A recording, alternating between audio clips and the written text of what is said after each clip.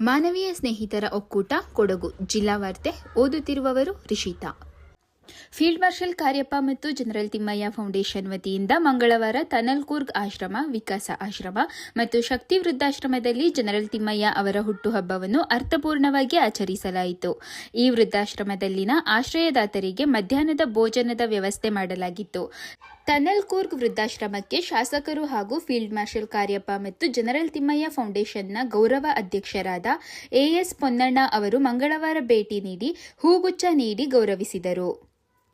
ಕರ್ನಾಟಕ ಪ್ರಥಮ ಪಿಯುಸಿ ಪರೀಕ್ಷೆಯ ಫಲಿತಾಂಶ ಇಂದು ಪ್ರಕಟವಾಗುತ್ತಿದ್ದು, ವಿದ್ಯಾರ್ಥಿಗಳು ತಮ್ಮ ನೋಂದಣಿ ಸಂಖ್ಯೆಯನ್ನು ಬಳಸಿ ಅಧಿಕೃತ ವೆಬ್ಸೈಟ್ನಲ್ಲಿ ಫಲಿತಾಂಶ ವೀಕ್ಷಿಸಬಹುದಾಗಿದೆ. ಫಲಿತಾಂಶ ವೀಕ್ಷಿಸುವ ನೇರ ಲಿಂಕ್ ನೀಡಲಾಗಿದೆ. ವಿದ್ಯಾರ್ಥಿಗಳು ಅಧಿಕೃತ ವೆಬ್ಸೈಟ್ ಮತ್ತು ತಮ್ಮ ಕಾಲೇಜಿನಲ್ಲೂ ಫಲಿತಾಂಶ ವೀಕ್ಷಿಸಬಹುದು.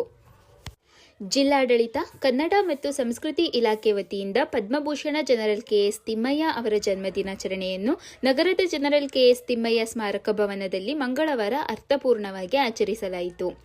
ಮುಖ್ಯಮಂತ್ರಿ ಅವರ ಕಾನೂನು ಸಲಹೆಗಾರರು ಹಾಗೂ ವಿರಾಜಪೇಟೆ ವಿಧಾನಸಭಾ ಕ್ಷೇತ್ರದ ಶಾಸಕರಾದ ಎಎಸ್ ಪೊನ್ನಣ್ಣ ಅವರು ಜನರಲ್ ತಿಮ್ಮಯ್ಯ ಸ್ಮಾರಕ ಭವನದಲ್ಲಿ ದೀಪ ಬೆಳಗಿ ಜನರಲ್ ತಿಮ್ಮಯ್ಯ ಅವರ ಭಾವಚಿತ್ರಕ್ಕೆ ಪುಷ್ಪಾರ್ಚನೆ ನೆರವೇರಿಸಿ ಗೌರವ ನಮನ ಸಲ್ಲಿಸಿದರು.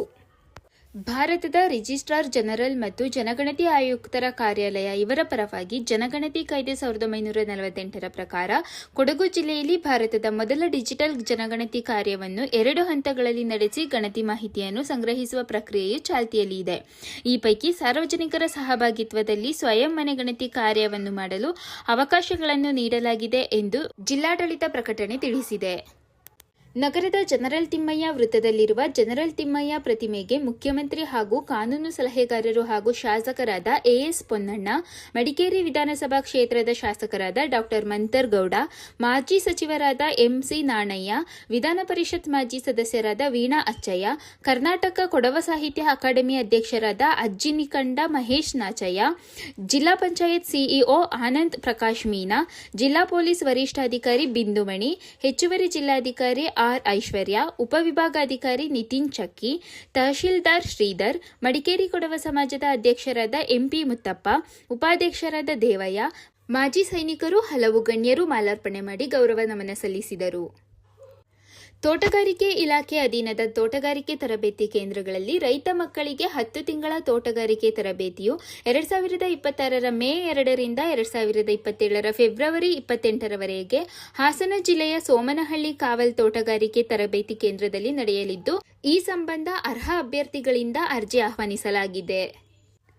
ಭಾಗಮಂಡಲದ ಶ್ರೀ ಬಗಂಡೇಶ್ವರ ದೇವಾಲಯದಲ್ಲಿ ಏಪ್ರಿಲ್ 2ರಂದು ಸಂಜೆ 4 ಗಂಟೆಯಿಂದ ಸಾಮೂಹಿಕ ಸತ್ಯನಾರಾಯಣ ಪೂಜೆ ನಡೆಯಲಿದೆ. ಆದ್ದರಿಂದ ಸಾರ್ವಜನಿಕ ಭಕ್ತಾದಿಗಳು ದೇವಾಲಯದಲ್ಲಿ ನಡೆಯಲಿರುವ ಸಾಮೂಹಿಕ ಸತ್ಯನಾರಾಯಣ ಪೂಜೆಯಲ್ಲಿ ಭಾಗವಹಿಸಿ ಪೂಜೆಯನ್ನು ಯಶಸ್ವಿಗೊಳಿಸಬೇಕಾಗಿ ದೇವಾಲಯದ ಕಾರ್ಯನಿರ್ವಾಹಕ ಅಧಿಕಾರಿ ಚಂದ್ರಶೇಖರ್ ಎನ್ಜಿ ಅವರು ಕೋರಿದ್ದಾರೆ.